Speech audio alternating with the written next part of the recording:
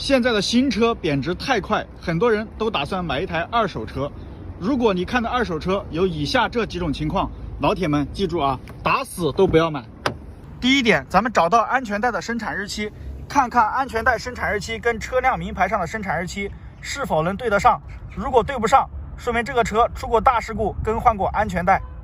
第二点，咱们趴下去检查一下座椅下面的弹簧啊，看座椅下面的弹簧是不是有生锈的痕迹。另外，咱们检查一下座椅的滑轨啊，看里面有没有大量的泥沙。如果有，说明这台车很可能是水淹车。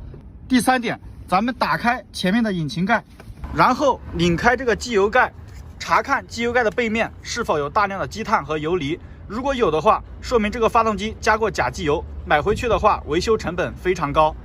第四点，咱们检查一下前面这个大梁，看看大梁上是否有重新烧焊喷漆的痕迹。